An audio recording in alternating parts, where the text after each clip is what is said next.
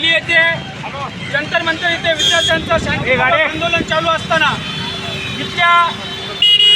इथल्याशाही सरकारने, इथल्या विद्यार्थी विरोधी बीजेपी सरकारने त्या शांततापूर्वक आंदोलन करणाऱ्या विद्यार्थ्यांवर अमानुषपणाने क्रूर पद्धतीने, जसं या ठिकाणी इंग्रजांनी या भारत देश स्वतंत्र होण्यापूर्वी ज्या स्वातंत्र्यवीरावर अन्याय अत्याचार केला होता त्याचीच पुनरावृत्ती 20 जुलैला दिल्ली येथे जंतर मंतर इथे आपल्या सगळ्यांना पाहायला मिळाले.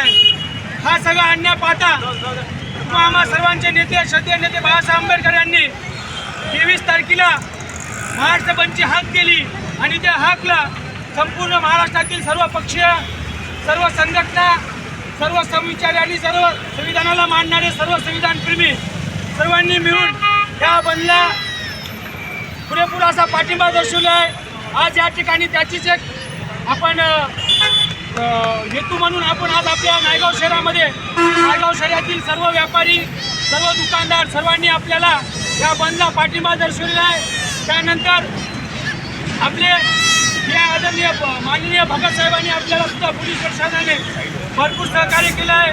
त्याबद्दल मी या नायगाव तालुक्यातील सर्व व्यापाऱ्यांचं, दुकानदारांचं, छोट्या मोठ्या सर्व व्यापाऱ्यांचं आणि पोलीस प्रशासनाचं वंचित बहुजन आघाडी नायगावच्या वतीनं जाहीरपणाने आभार व्यक्त करतो. आणि या ठिकाणी आपल्या सर्वांना विनंती आहे, कोणी कुठल्याही दुकानावर आता कोणी काही करू नये, सर्वांनी आपल्या शांततेत घरी जावं. आपण आदरणीय साहेबांनी आपल्याला शांततेपूर्वक बंद करण्याचं आव्हान दिलं होतं. त्या आव्हानाला आपण आपल्या नायगाव तालुक्यामधून मोठ्या प्रमाणात प्रतिसाद दिला. त्याबद्दल मी तुम्हा सर्वांचं या ठिकाणी ऋण व्यक्त करतो, आभार व्यक्त करतो. सर्वांना वंचित बहुजन आघाडी नायगावच्या वतीनं जय भीम.